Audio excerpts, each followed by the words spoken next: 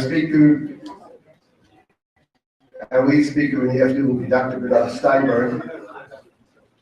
Dr. Steinberg is Director Emeritus at Harvard Hillel and serves as President of the Harvard Chaplains, lecturer at the Kennedy School of Government. He has conducted workshops on moral leadership for the Center for Curatorial Leadership in New York, the Iyun Fellowship of Distinguished Museum Curators from the United States and around the world. He teaches at the Center for Jewish Studies at the Graduate Theological Union in Berkeley, California. Dr. Steinberg was a founding fellow of the Shalom Hartman Institute, among the founders of the Pardes Institute of Jewish Studies. He taught Jewish thought at Hebrew University, served as the faculty of the Wexner Foundation.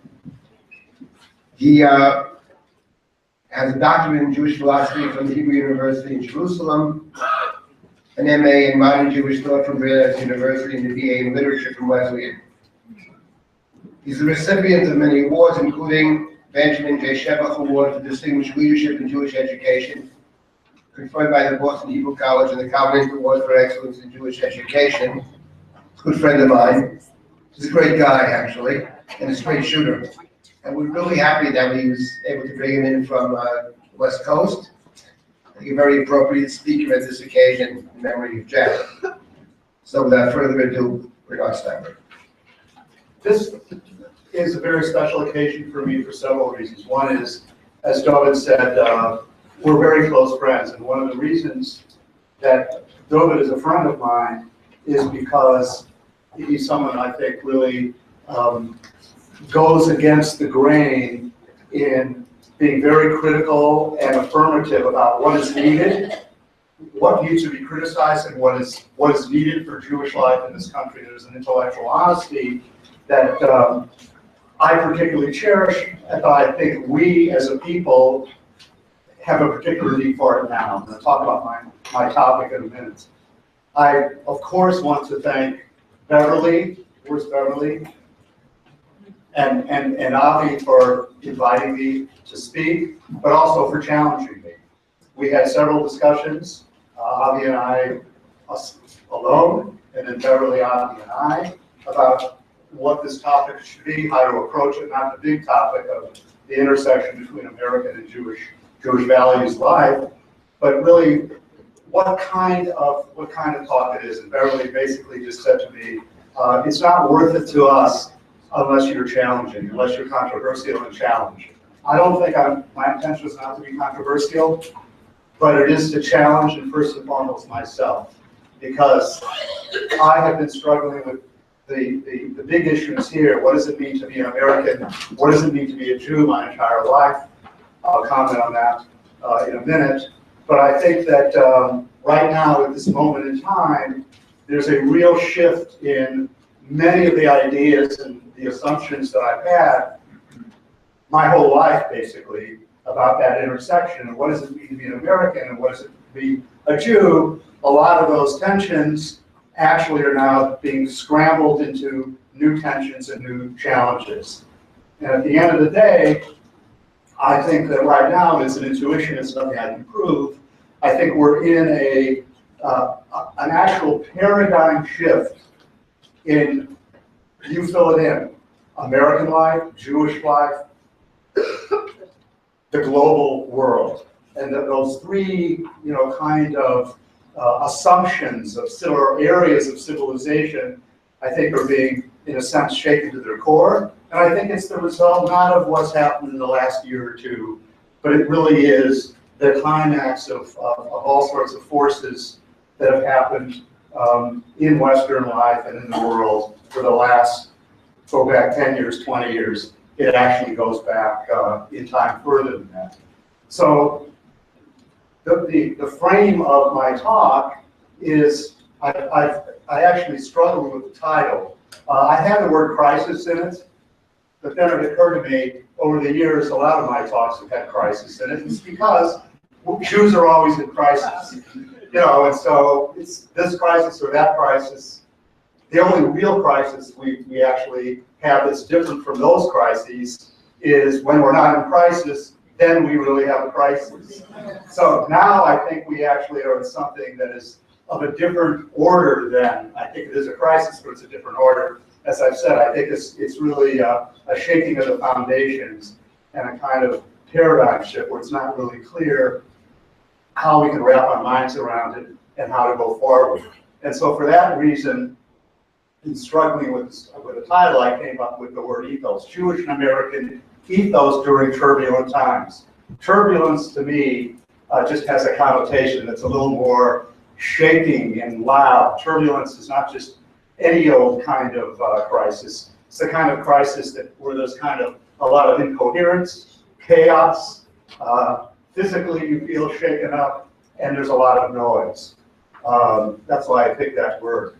Ethos, Jewish and American ethos, because ethos to me is a broader category than this or that value, or this or that system. An ethos, basically, I'm not using it in any technical or academic way. I'm just saying an ethos is basically the beliefs and practices that shape character and shape society.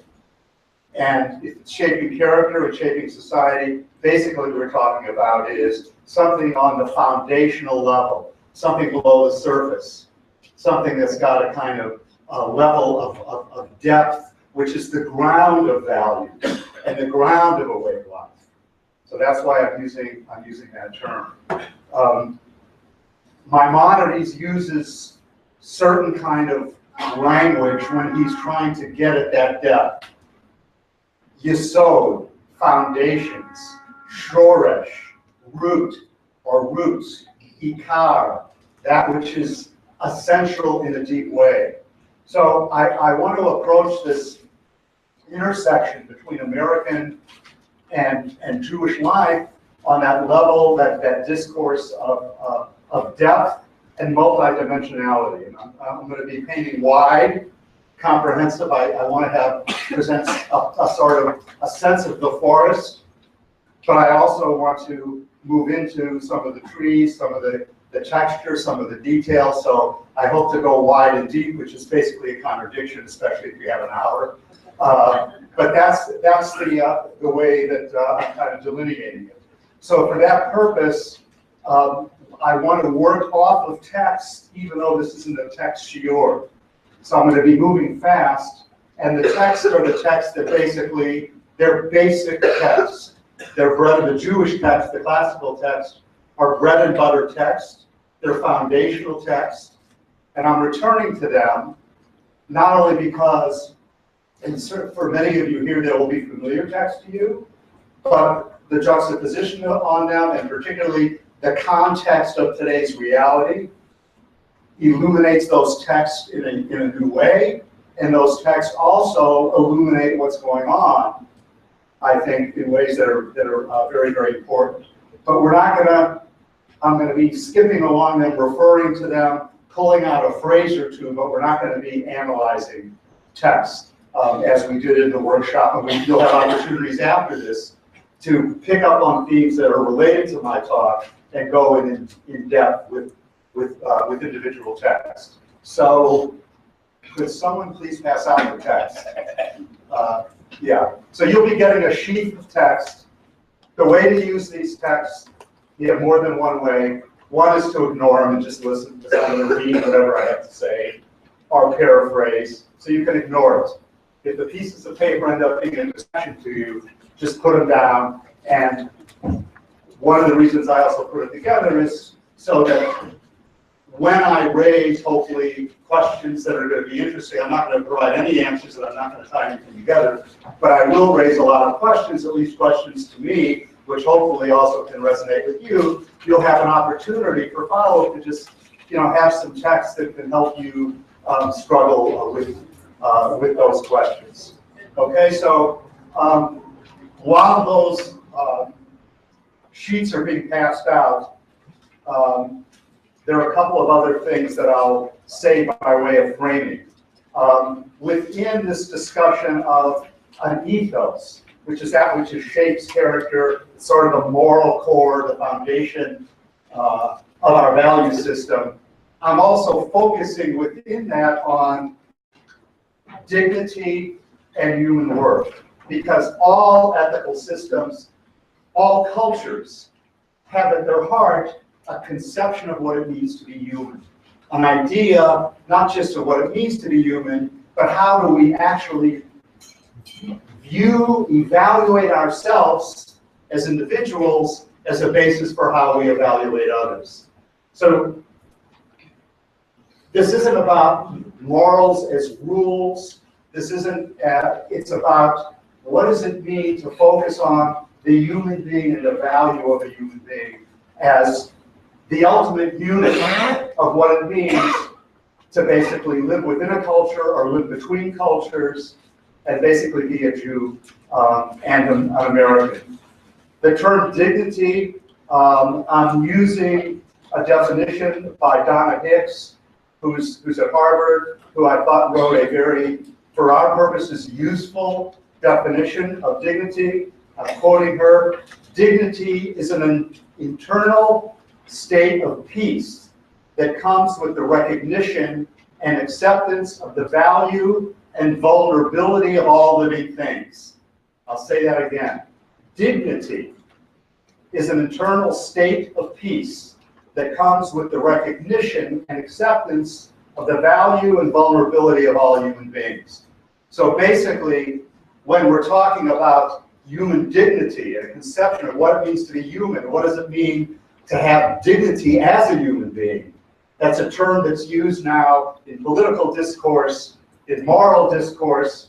What Donna is bringing to the table and kind of underlining in an important way, that it's not just a social category of good manners, respect in an external sense. It actually has to do with an internal state of well-being, and that internal state of well-being has to do with an awareness of the value and the vulnerability of human beings. So there are a few more nuances in that than kind of one-dimensional act with dignity. Oh, my tie is, act with dignity. My mother used to always make sure my tie is, straight. It wasn't dignified, We're not talking about that.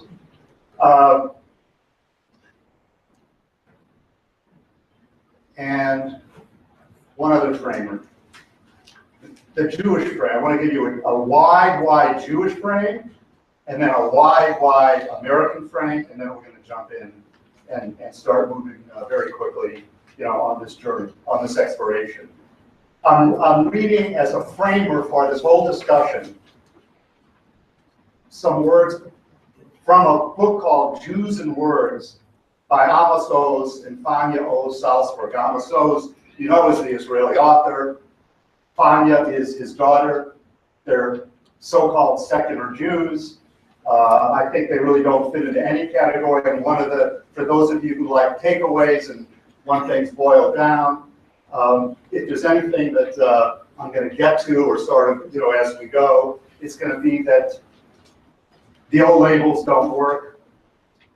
Conservative, reform in politics, in Jewish life, right-wing, left-wing, pro-Israel, anti-Israel, you name the category, secular, religious, those categories don't work anymore.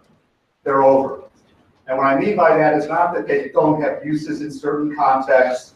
I'm not arguing for the dismantling of institutions that have identified with those ideologies. In functional ways, fine, good. But in terms of understanding actually who we are, to plug ourselves and others into those categories is not helpful, and in certain cases, actually destructive. So it's time to get rid of those labels. So when I use the word Jewish here, I basically want to give a kind of an approach that comes from this book, Jews and Words. Jewish history and peoplehood form a unique continuum, which is neither ethnic nor political. Neither ethnic nor political. Oh, that's strange. I'll come back to that. To be sure, our history includes ethnic and political lineages, but they are not its prime arteries. Instead, the national and cultural genealogy of the Jews has always depended on the intergenerational transmission of verbal content. Look around this Beit Midrash. That's what they're talking about. It is about faith, of course, but even more effectively, it is about text. Significantly, the texts have long been available in writing. Text, questions, dispute. We don't know about God, but Jewish continuity was always paved with words. In Jewish tradition, every reader is a proofreader, every student a critic, and every writer, including capital A, the author of the universe, begs a great many questions. So that's the frame, the widest frame. You're talking about Jewish ethos. We have an ethos of conversation, and a conversation which is a text-based conversation, and it's a conversation that's intergenerational, and it's a question. It's a conversation that provokes questions and enables, in fact, insists that we struggle with those questions in meaningful ways at a certain level of depth. So that's the broadest, and we're going to be modeling that. And that's the broadest example of ethos. Well, what about the American ethos? And here, of course, there's a huge gap between what I just read and the American ethos. There's no particular necessary condition in the American ethos of text study, of intergenerational conversation per se, although that can happen and does happen. On the other hand, America as an idea is more than the political reality and the political system, even the political documents of this country. And so for that, I want to give you some words from a book by Jacob Needleman called The American Soul. And his main point is that the gap between what happens on the ground, we had this in the earlier lecture. What does it mean to have an American narrative that basically is full of ugliness and full of all, so we can't buy into the old American narrative or the old Jewish narrative from the point of view of innocence. It's very complicated. How do you then understand the meaning of your collective identity when you've got narratives and realities behind those narratives, facts that actually contradict the narratives and actually potentially undermine? And as Dr. Schwartz said, well, we got to look a little bit higher at creed.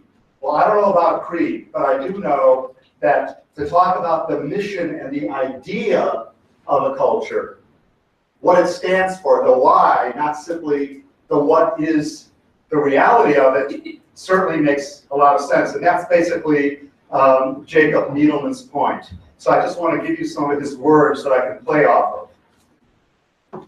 As for the idea of democracy, the founding fathers, Washington, Jefferson, Franklin, and others, never conceived of it solely as an external form of government. The meaning of democracy was always rooted in a vision of human nature as both fallen and perfectible, inwardly fallen and inwardly perfectible. To a significant extent, democracy in its specifically American form was created to allow men and women to seek their own higher principle within themselves.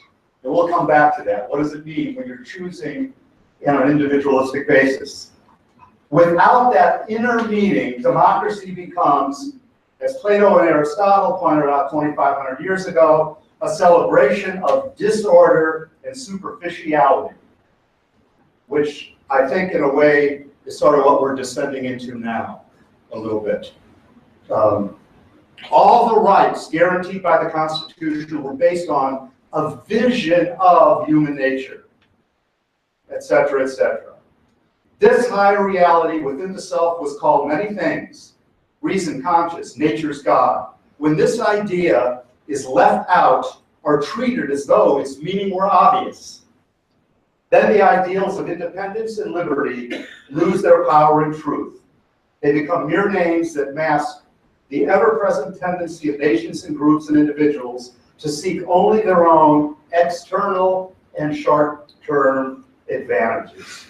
So this is a problem that was basically articulated by Needleman maybe 10 years ago. I think now it's come to yet another stage. And so with those words of framing now, I want to actually go into looking at some of the language of, first of all, the vision of America that's very familiar to us, the Declaration of Independence, and compare it with a comparable, call it a mission statement of the Jewish people, and I want to unpack that a little bit. So if you look at your text, and here's what I'm going to ask you to do before you get into the text. Whatever you think, and this is just reflecting you, whatever you think you know and is so familiar, please suspend that judgment and come to this with fresh eyes. We're in a new reality, so come to it with fresh eyes. For those of you, when we get to the Jewish text, there may be people here, I picked fundamental texts that in certain cases will be very familiar to. Look at those with fresh eyes. For others who may not have seen those texts, some of those texts, they may be new, don't be weirded out because they're weird ancient texts. Look at those with an open heart. Okay? So now let's go. We hold these truths to be self-evident, that all men are created equal, that they are endowed by their Creator with certain unalienable rights, that among these are life, liberty, and the pursuit of happiness. And now, Israel, what does the Lord your God want from you? Only that you be in awe of the Lord your God, to walk in all his paths, to love him, to serve the Lord your God with all your heart and with all your soul. Well, if you look at these two and just sort of use them as representative, nothing here is exhaustive. There are a lot of examples of other counterexamples and other things, but these are bread and butter texts. You see some very obvious things. And so this journey is to point out the obvious in a new situation. We hold these truths to be self-evident. Well, we're living in a time now when it's not clear that any truths are self-evident. Seriously, it's not clear at all that the category truth itself is a self-evident assumption. It really isn't. The struggle that we're having now, it's a cultural struggle. It's a very deep struggle. It goes back many years. Is whether there is a truth or there isn't a truth. Then there's a struggle of, okay, now what is the truth? And what's self-evident to you is not self-evident to me, both as an individual and between cultures.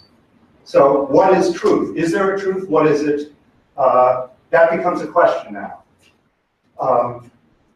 But here are some truths that are being affirmed now, that all men are created equal. Okay, what's the basis of that? Oh, they are endowed by their Creator with certain unalienable rights. So what you have here is the introduction of some notion of a Creator. Of course, we know where that comes from, and we're going to look at our version of that. And potentially, and in the way I grew up, the Jewish version and the American version jive just like that. They went together. They went together. If you're an Eagle Scout, like I was, you come from a very Jewish home, it all goes together, it all fits. Then among these are life, these rights, life, liberty, and the pursuit of happiness. So we're gonna come back to all those things, but in a minute, I just want to kind of, the pursuit of happiness.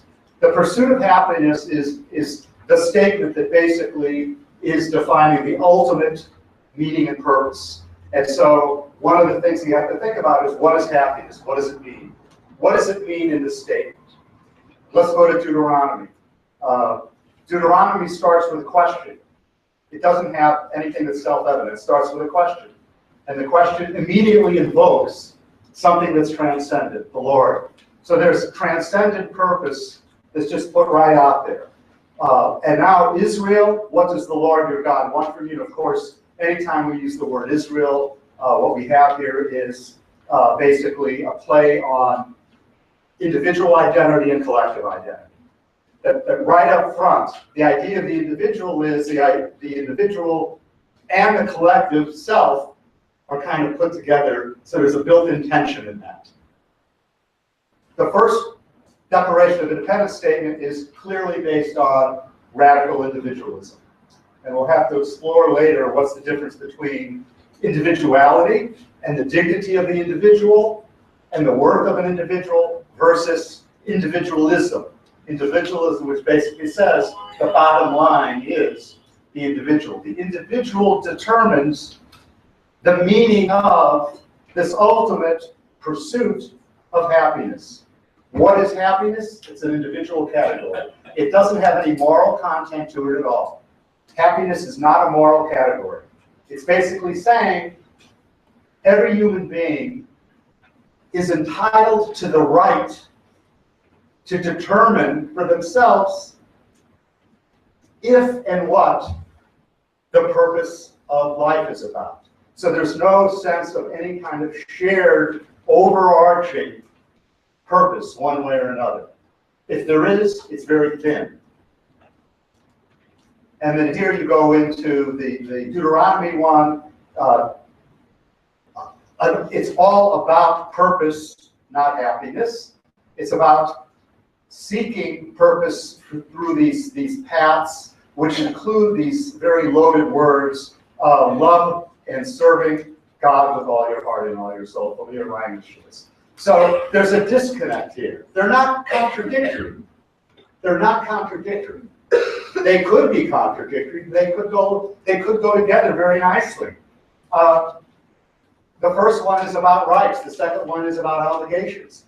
But the question is, what's the ground of the obligation? The ground of the obligation is that there's something in life that's transcendent, that has purpose. And so the Jewish ethos is basically about purpose. It's not about happiness. Happiness and purpose are not the same kind of categories.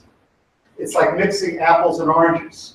One is a personal preference one that you could fill in and make it about purpose. In fact, there's a lot of talk now in conferences and books, and there's even a science of happiness now that some of you may have encountered. I encountered it in the airport. I picked this. I never buy Time magazine anymore. I'll read this to you if you can't see it. I don't read Time magazine, but this is a special edition of Time, and it's got the science of emotions: love, laughter, fear, and grief. And it's got a whole section in here on the science of happiness.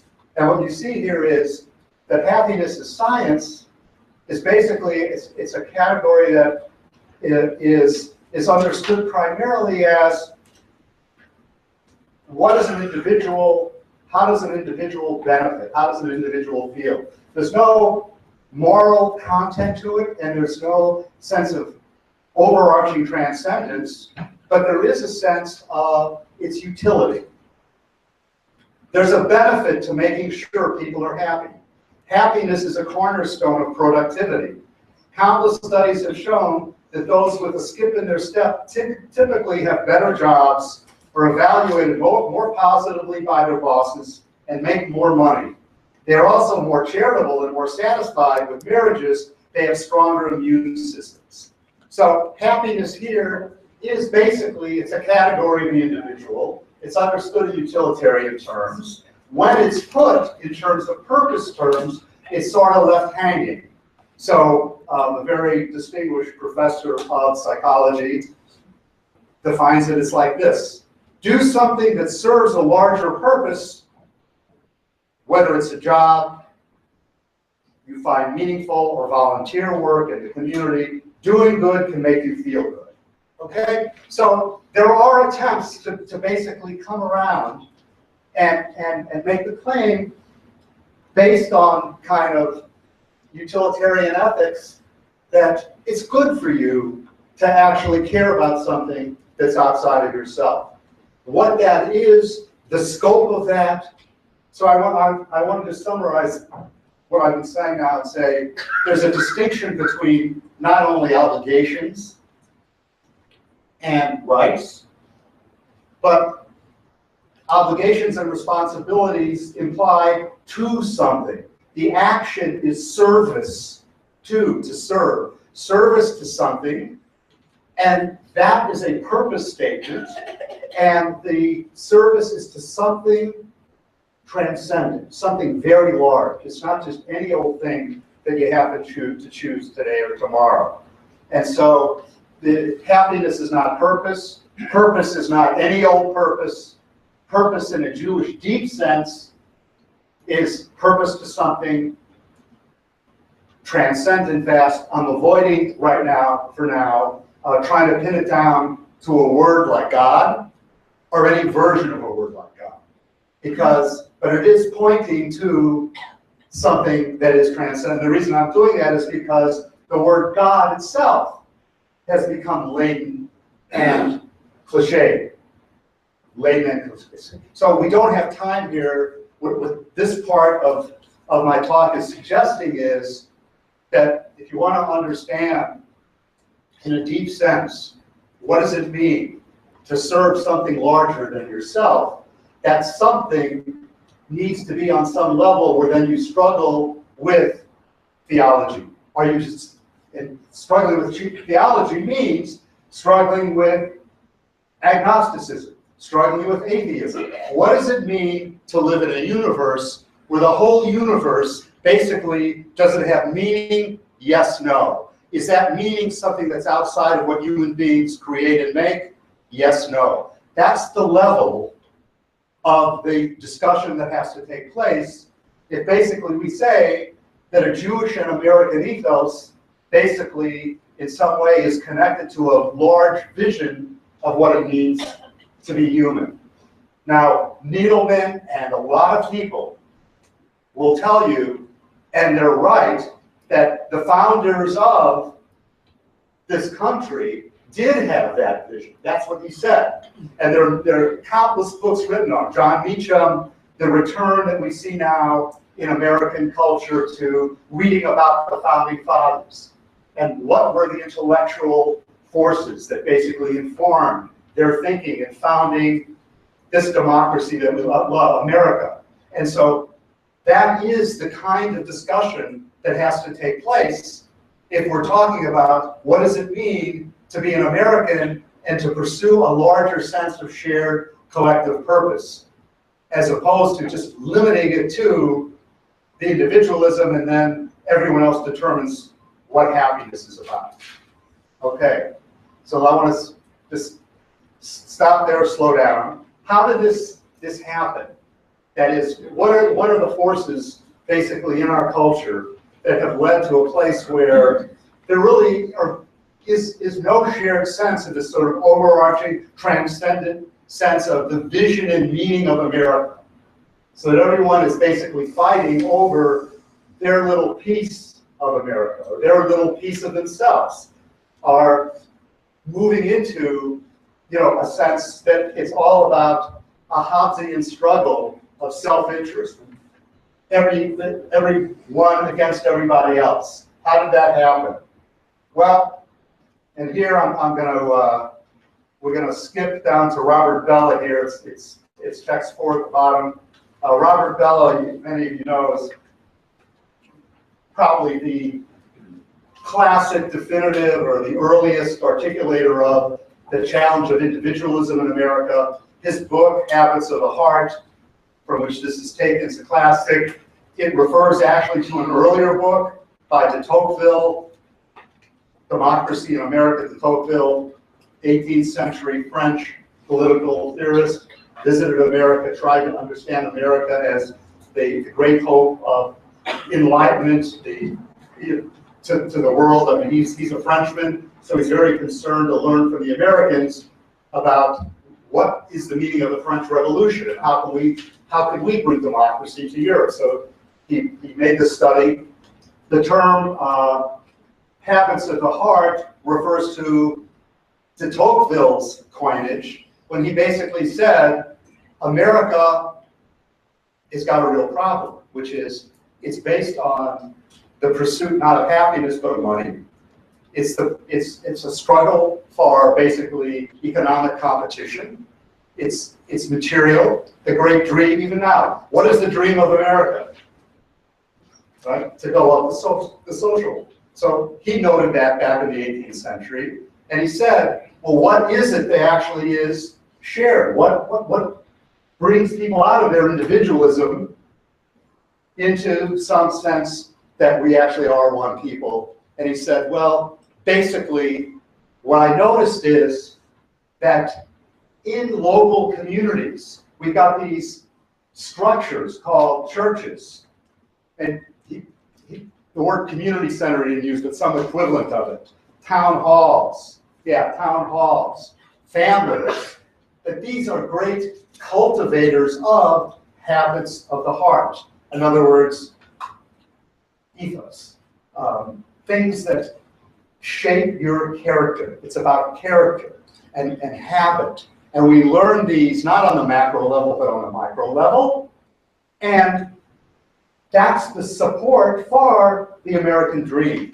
It's a series of local communities. Later sociologists pick up on that, develop what it's called mediating structures. It's an abstraction for the same thing. So the America that I grew up in, and probably most of the people in this room, if not all the people in this room grew up with, was an America that had very robust, basically, mediating structures. Church, schools, neighborhoods, communities, things that are very familiar to us. As immigrants, I'm first generation, grew up, everyone around me was, if not related, was related. The neighborhood was strong. This is familiar to you. And that truly was the case. And that basically supported the diversity that basically, makes up, the pluribus unum, that's the pluribus. But there, an unum, a unity, emerged because there was this sense that basically we had built into us basically a sense of what was human and what was human overlapped. I know that when I grew up, there were words that basically Jews could just say without telling you what the ethos was. That's Poshnish. Okay? That's not an articulated ethical principle like Kant. Here's the principle by which you should behave. You know if you're in this community, you know if you're in this family, you don't do that. You just don't do that. Classically, Maimonides' famous statement, you could be an SOB with the permission of the Torah. Where does that come from? It's an earlier iteration of the same thing. When you grow up in a community where there's a strong ethos of what's right and what's wrong and how to behave on a nuanced level, not on an abstract principle level, but on a nuanced level, you need that kind of organic nuance to be built into the culture for anything larger to happen. So what about in the absence of that? So Robert Bellow in this quote basically is going to, I'm not going to read it, but basically what he's going to say is, again, language is going to be very familiar to you. He's going to say that our moral language has dissolved. We don't have shared language anymore. We have no longer a shared sense of what's right and wrong. Basically, ethics has become preferences and priorities. He uses language here that's very strong, with no wider framework of purpose or belief. There's no wider sense of what this all adds up to, a purpose. If your preferences change, so does the nature of the good. Even if the deepest ethical virtues are justified as matters of personal preference, the ultimate ethical rule is simply that individuals should be able to pursue what they find rewarding. And then he sums up by saying, this kind of justification of life rests on a fragile foundation. And I want to come back to that foundation. What is our society? What are we standing on? It lacks a language to explain what seem to be real commitments that define life, and to that extent, the commitments themselves are precarious. Okay? So we need to have a large sense of purpose in order to basically make sense of the behaviors and the way we act and the way we see each other. And again, at the heart of this is going to be, what does it mean to be a human being? What's the conception? as a result of this lack of moral language, it's thick and rich and nuanced, basically a vacuum has been filled by very powerful forces in our society that have existed from time immemorial, but actually today take on, increasingly in modernity for sure, but today even more than modernity as in 50 years ago or even 10 years ago, has had an incredible effect, has infused the way we understand each other. Those forces are economics, and what I mean by economics, I mean the role that economic discourse, the language of economics, has infused the way we understand our own morality. So it's not just that people always struggle to make a living, parnassa, you gotta make a living, you gotta make a living, we all know that. The extent is, the question is, to what extent does the language of parnassa at the highest level, in other words, the language that academic economists who have a tremendous influence on the intellectual life of the city, of the city-state, classically, but now the state, they're the people who are the treasurers, they're the people, they have redefined economics, and there's a quote here by Sandel, I'm just gonna paraphrase it to you, because at the time Michael Sandel is a philosopher, political philosopher, but he writes on all sorts of issues, and basically what he points out in the book, What Money Can't Buy, is that economics, meaning academic, the books of economics that people read when they go to the prestigious schools that we push our kids into, that discourse shifted very self-consciously in the latter part of the 70s. Before then, economics was about what? What's economics about? Economics. It's about money. It's about finance. It's about banking. It's about economics. After the 1970s, University of Chicago, some very prestigious economists basically said, no, economics is a science of human behavior. All human behavior actually can be understood in scientific terms. Now, no one's paying attention to this. Who's paying attention? You know, but the truth is that idea became very, very dominant and has infused our society in a way that you don't have to read Freud to be a Freudian if you live in the 20th century or the 21st century. It's now passé. It's just part of the ethos. So part of the ethos now, 20 years later or more of that, is that we understand everything in terms of the science of human behavior is cost-benefit analysis, bottom line, leverage. I read proposals for Jewish educational projects for some foundations. I can't believe, although unfortunately I can believe, it's very upsetting, the language that's used in these educational proposals. Serious educators, people really want to make a difference. They really want to, Yiddishkeit to spread, they want to do good. Then you read these proposals. It's all full of business speak. There's no human in it. It's leveraging this. You know, I was a wrestler, okay? You know what leveraging is? Okay? Leveraging is force. Leveraging is figuring out how to manipulate or force someone to do your will. Okay? It's what we teach at the Harvard School of Business. It's what the Kennedy School teaches when they're teaching strategy. So this business, what does it mean? Basically, they have cost-benefit analysis, strategize about leveraging. It's a language of transactional language that affects the way we understand ourselves and everything. And two examples, more examples of how that plays out follow. So if you look on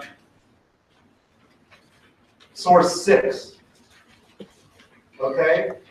So this is another force that's coming together. This is another, it's another force. It's another version. It's another version of transactional language. It's not cost benefit, see everyone in terms of their utility to you. It's technology, the language of technology. That's the other force. I am not against technology, obviously. I just want to say it because my kids think I'm against technology because I'm always ranting and raving on social media. It's obvious. I wouldn't be here before you if it wasn't for technology. My life has been saved by medical technology on more than one occasion. I value social media increasingly.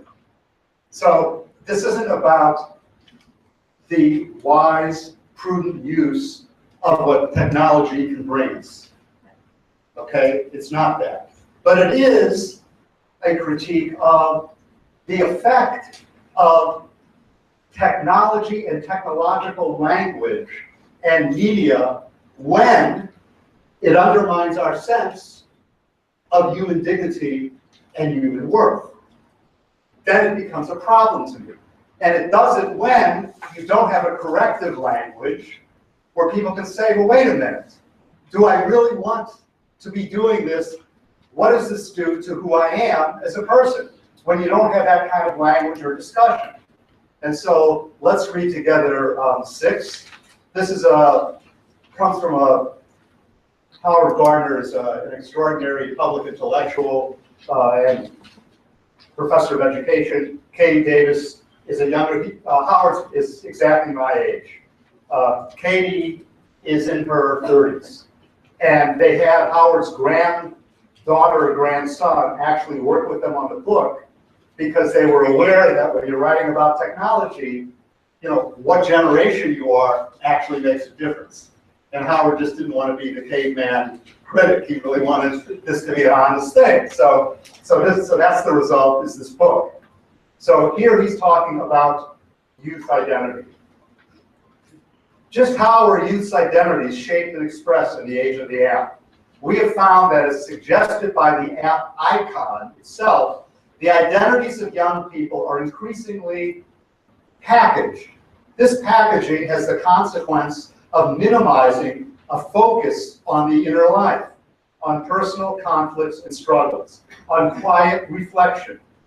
For the affluent youth, their focus largely rests on presenting a polished, packaged self that will meet the approval of college admissions officers and prospective employers. They appear to regard themselves increasingly as objects that have quantifiable values to others, an SAT score, etc., etc. One religious leader echoed the sentiment of the other participants in the focus group, and he said that for many people, who I am means, what am I going to produce? Now, I spent my life, or at least my adult life, even when I wasn't an adult, but thought I was an adult, in working with young people as an educator, as a learner, as a teacher. And you have no idea how pernicious this is. The competition. Dr. Schwartz talked about meritocracy, you know, as basically competition. This really is, you know, just ask yourselves, are your day schools Jewish schools or are they prep schools? And it's not a trivial question. A prep school is designed to get you not into a good humanities school. A prep school is designed to get you into a prestigious school. It may happen to have a good humanities program. It may happen to be an incredible place to grow. I have no critique of it. My kids went to those schools. They have mixed blessings. But is the purpose of a Jewish education for you to climb up the ladder economically and in terms of your social status? Is that really the purpose? Is that really what we want? Is that all we want? Is that the ultimate? Is that our dream? Is that the American dream? Or something else that has to do with what does it mean to actually understand what it means to be a Jew, including your own humanity as a person, your own way of understanding yourself, seeing yourself, and of course, how you see yourself is how you see others. There's no doubt about it. Okay? That's a question. I don't have the answer for that. To me, the answer is yes, meaning it's both of the above, depending on who you are and what you're doing.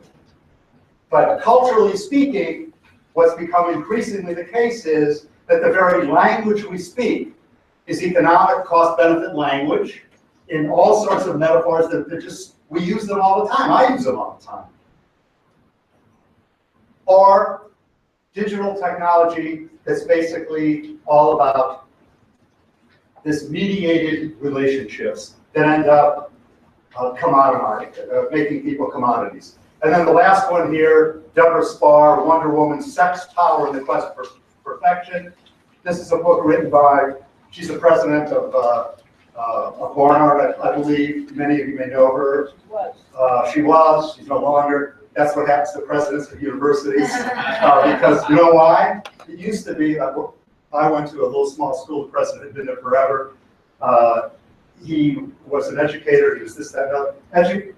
Presidents not, their primary role is to raise money. Right? So that's the issue. Okay, but she's a great thinker, and basically she's talking about the effect of this culture in the absence of any kind of shared understanding of the overall purpose of our rights, which we all cherish, the effect on women, because she herself struggled. She was, I think, the first Harvard Business School professor, female, to get tenure, and she suffered because of the sexism at Harvard Business School. And so when she became president of Barnard, she wrote this book. And basically, she's talking about the hookup culture. The hookup culture is basically also a result of what does it mean when you basically see human beings in the context of this is about success, competition, how do you present, what you need to do to get ahead, all that. And so she's interviewing some of her students. Women are as free as men to have sex simply for pleasure. This is one of the great legacies of the 60s. Ironically, though, part of what drives the hookup culture is a desire for women to have it all. A desire for a sex city lifestyle full of clothes, jobs, etc. So the issue here is not sex is evil or bad. The issue here is that you're part of a culture that's a get-ahead, competitive, rat race culture. That's the issue. And in that culture, guess what? It just so happens that it's not efficient cost-benefit analysis. It's not efficient to have actual intimate relationships. Relationships that require commitment actually are not efficient. I find that just an amazing way to understand this, but it's true. It's true. That's really what this is about. It's not an affirmation of freedom. It's an affirmation of what happens when, ultimately, the bottom line is, how do you basically balance all these insane forces on your life and just understand them as cost-benefit analysis? And so the result is, my friend Celia is sipping her tea is quiet when I ask her whether young women enjoy hookups as much as young men do. I don't think so, she says slowly. I mean, it's fun and it's easy, but it feels kind of empty for the boys and the girls. The advent of hooking up has meant that men are now commodified and as easily and frequently as women. So basically, all of the above is making a very simple claim that there's an idea, potential, that could be highly articulated, of a shared overarching purpose of American life, but that's got to come from ground up, from individuals and communities. Happiness just leaves it up to the individual.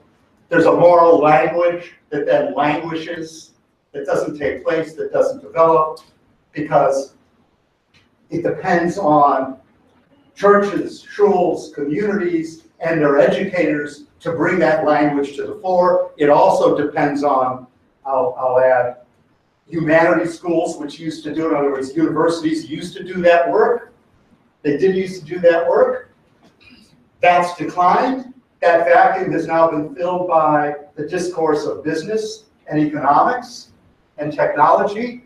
And those languages are not designed, the purposes of those languages is not designed, actually, to articulate what it means to be human. There's nothing wrong with efficiency or cost-benefit analysis in contexts where you have to be efficient. The problem is when it's superimposed on larger questions, such as what does it mean to be human? And so that vacuum gets filled by this other discourse. So what about, I'm going to have to really move fast, the alternative, or meaning what could Judaism bring to the table? And let me just stop here and say, this is not dissing America and putting Judaism on. You have to ask yourself whether we Jews ourselves, we Jews who claim we're committed and have created institutions, to what extent have we actually dealt with what I talked about, or have we actually supported it, enabled it? That's the question that's out there. But now, what do we actually have as a resource in our tradition from the point of view of education? And here I'm going to go very fast. I'm basically going to say, if we're looking at what are the building blocks of a Jewish ethos that really have to do with, if we really educated people, not just to read the text that I'm quoting or other texts that could do the same work, but we actually were educating people to understand themselves. In other words, their ethos, to take in deeply, internalize what these texts are saying, how would it affect their own self-understanding and the way they relate to other people.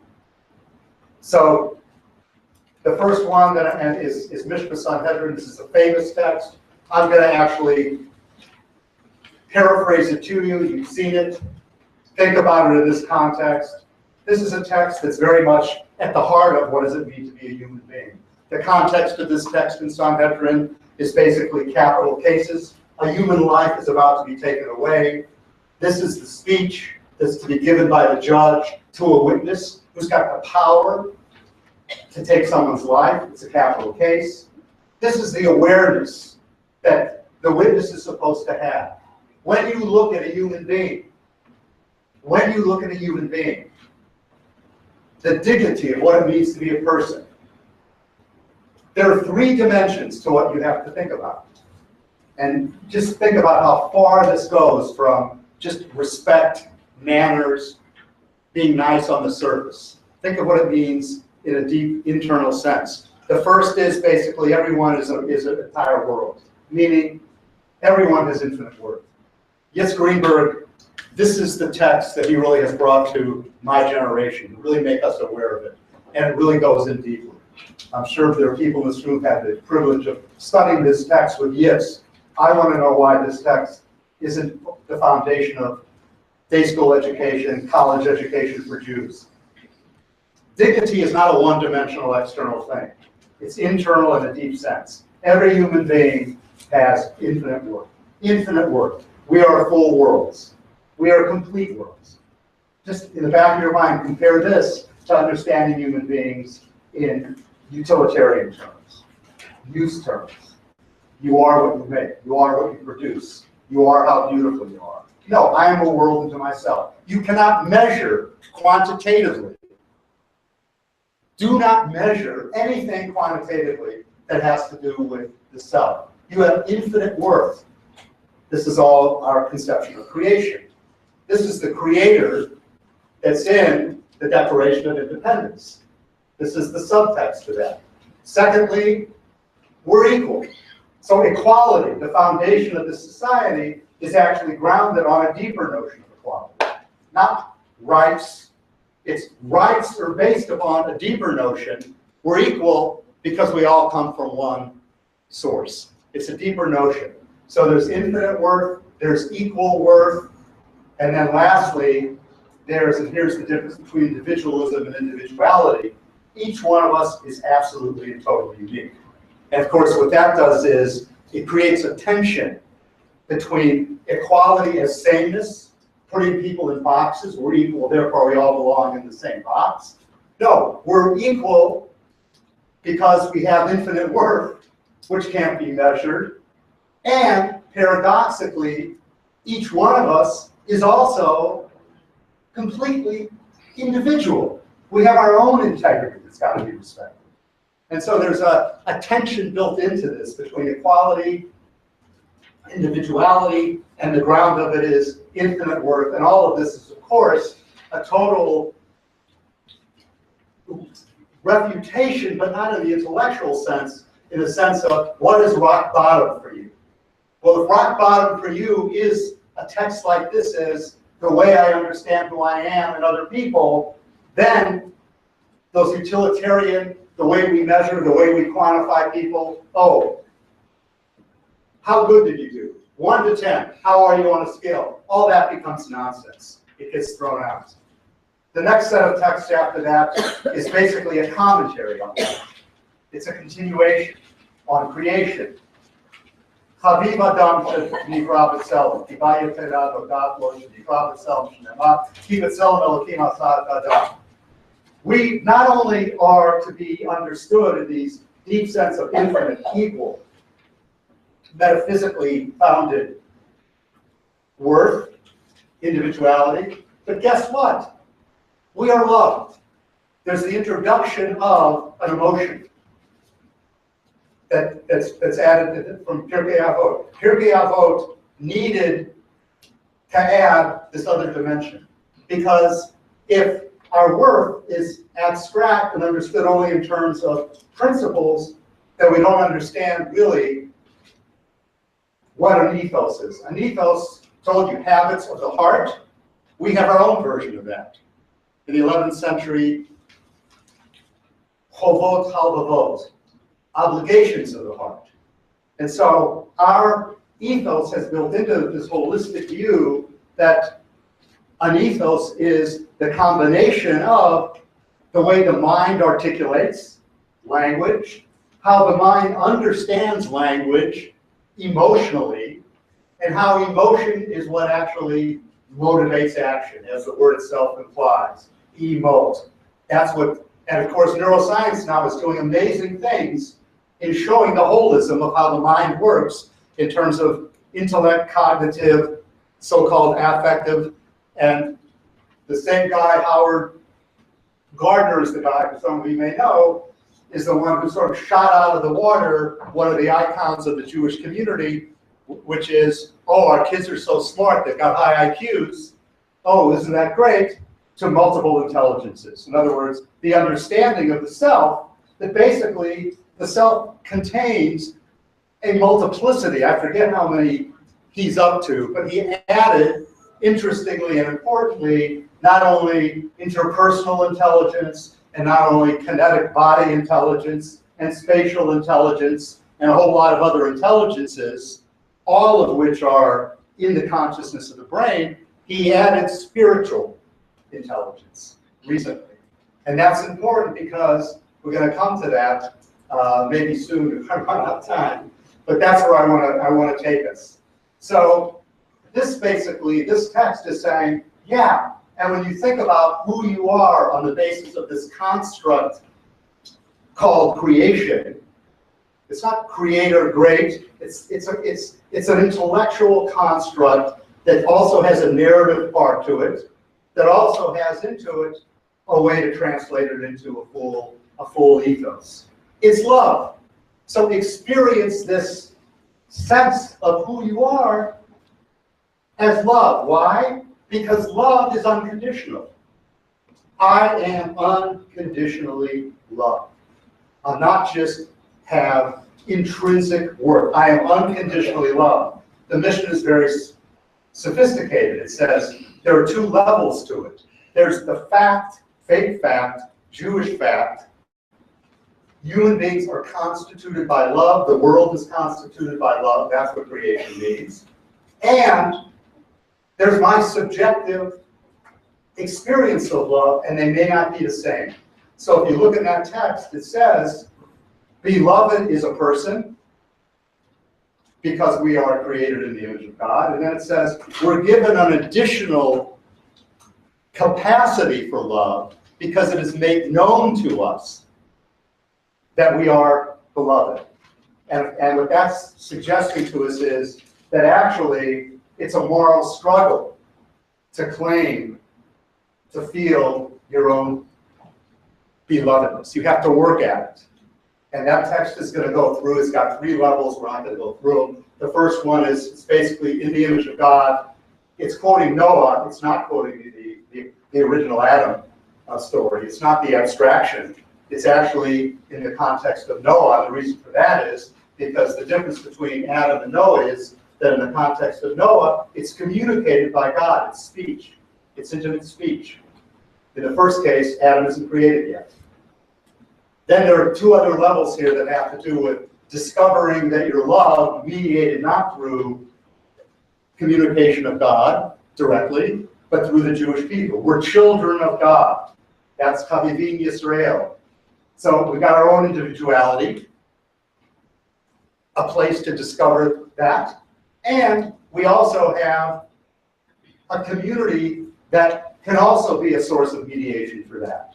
All of this, of course, has to do with how do you get outside of yourself and in touch with something that's not only larger than you, but transcendent or much larger than you. Go ahead. How much time do I have? How much? 10 more minutes, okay. 10 minutes on the clock. So all of that is how what we just did just now is a Rashi, a commentary on Declaration of Independence Creator. That's the way I'm understanding it now after the fact. That we're endowed by our Creator. Well, it's up to individual communities to interpret in a thicker, deeper, more nuanced way. And so I bring these texts as examples and representatives of to understand and appreciate the Declaration of Independence and what is the ground of individual rights endowed by our Creator is to have a richer, thicker, deeper understanding of creation and Creator applied to ourselves, and that's what these texts serve. So if you understand yourself and others in terms of these texts, it's impossible to see yourself as an object. It's impossible to objectify other people in any way other than to know that in some way you're reducing their humanity, even if there's situations where you're doing that. I'm now going to shift and say that the first category of our ethos, creation, another big category, of course, is covenant. And covenant in the Torah, as you know, comes out of creation. It's a way that we move from the universal into the particular in the Jewish identity. And the ground of the covenant is Abraham. We're going to use Abraham as an example. And if you look at Isaiah 51, listen to me, those who pursue justice. Oh, justice. You who seek the Lord.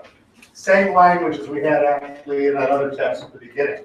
There's something about pursuing something other than happiness.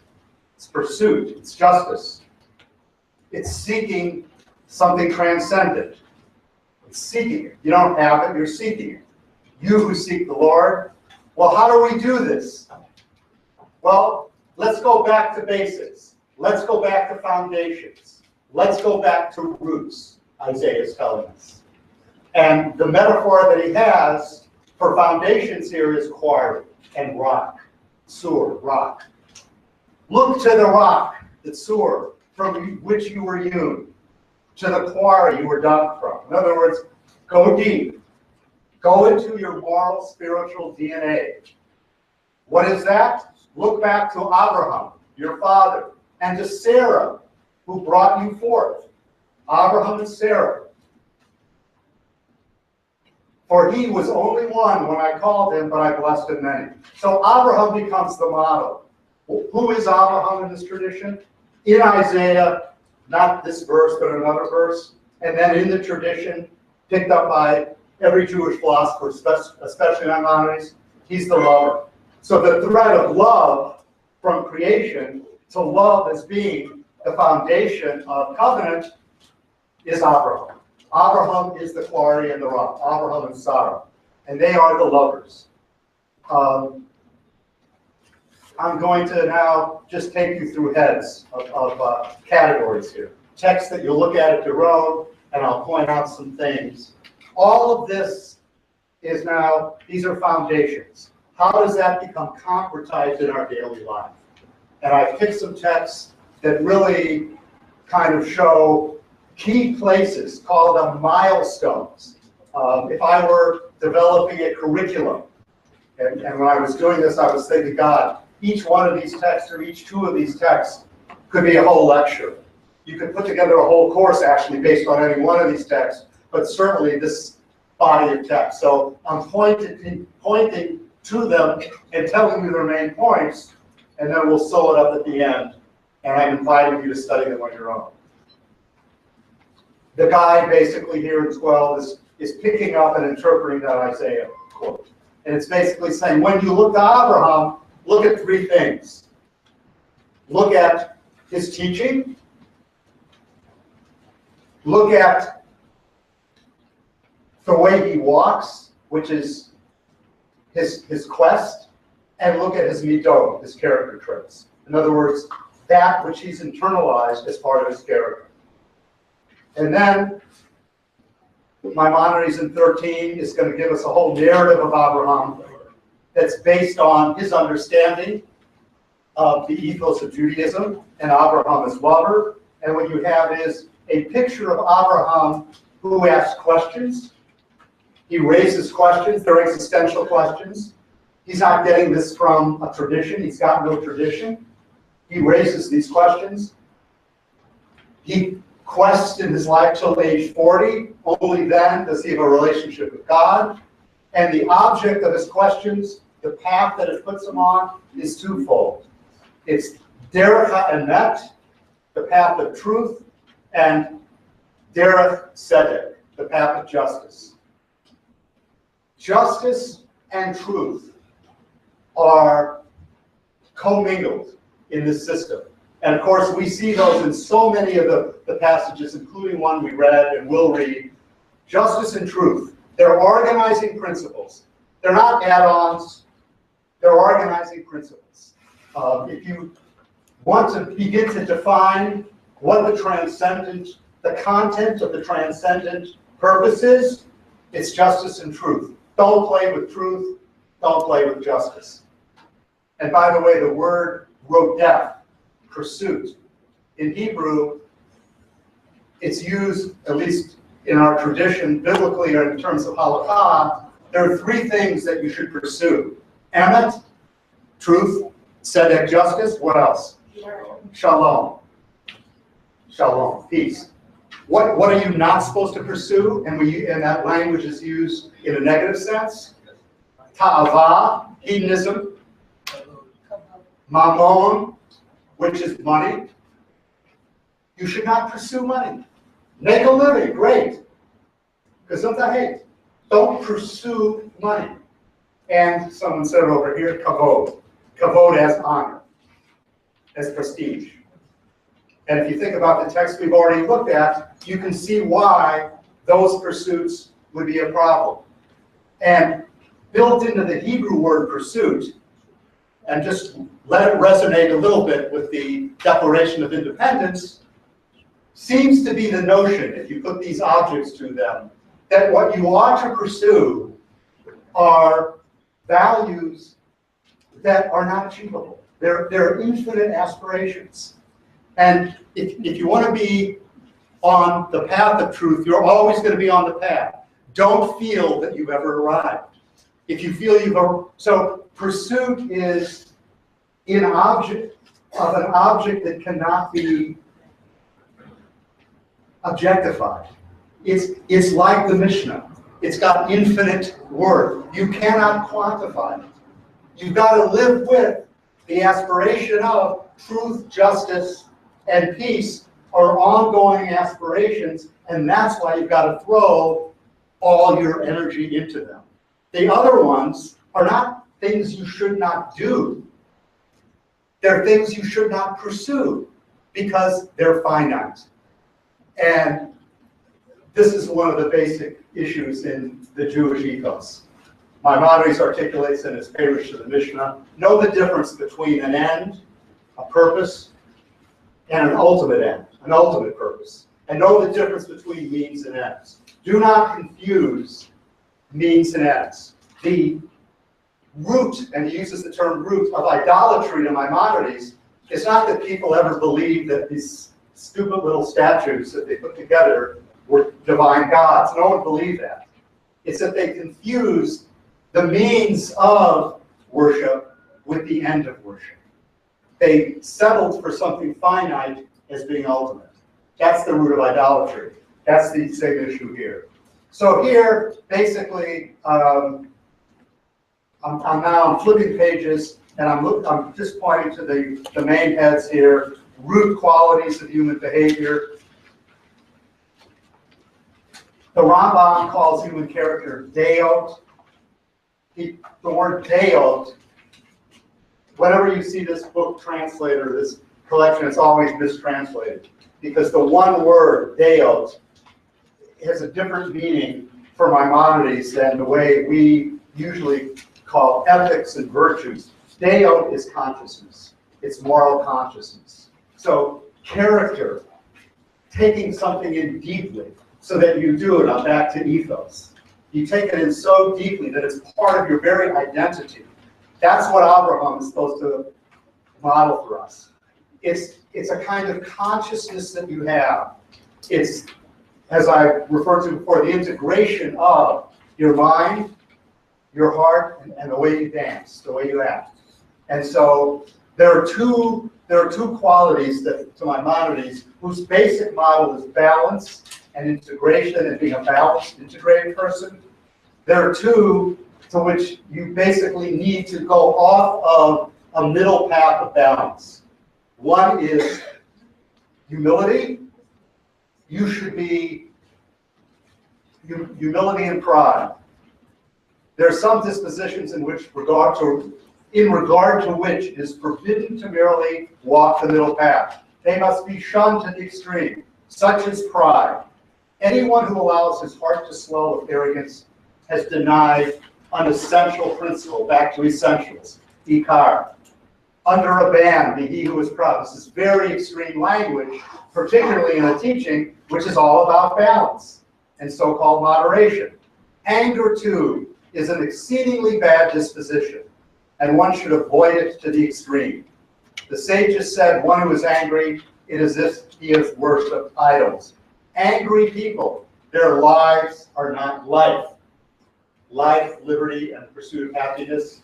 You want to interpret that? What is life at its deepest level? What's the quality of life? Life and anger do not go together.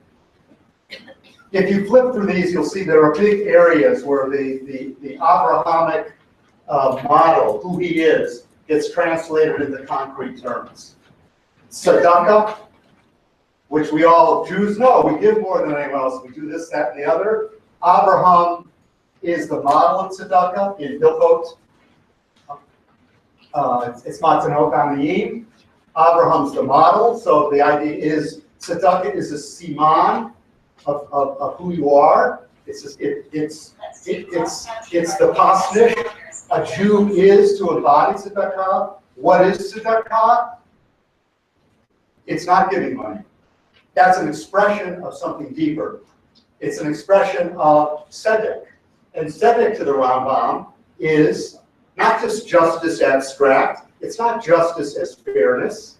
Tzedek to the Rambam is any moral quality you have that comes out of your soul.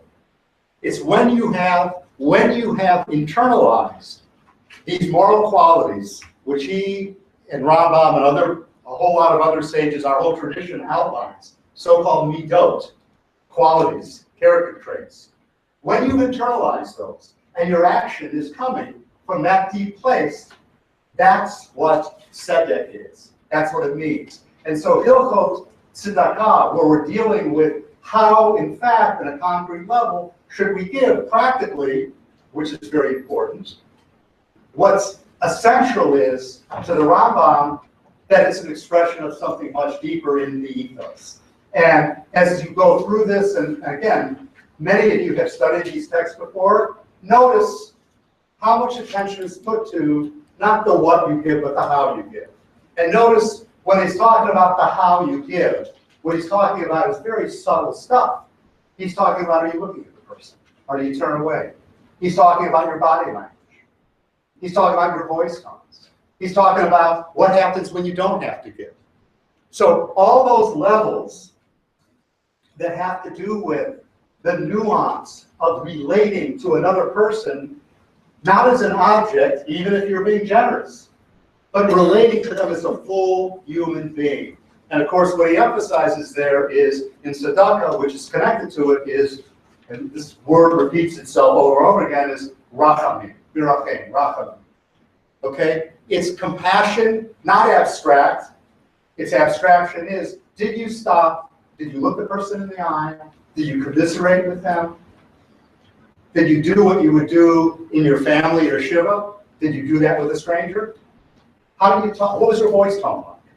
That's what comes through there. Speech, per se, becomes a central part of the Jewish ethos. I said before that Jews and words, speech is the way we kind of transmit, but speech is also the way that you relate to vulnerable people, the way you relate to yourself, and therefore, there's another text in here which is just about, not Lashon Hara, evil speech.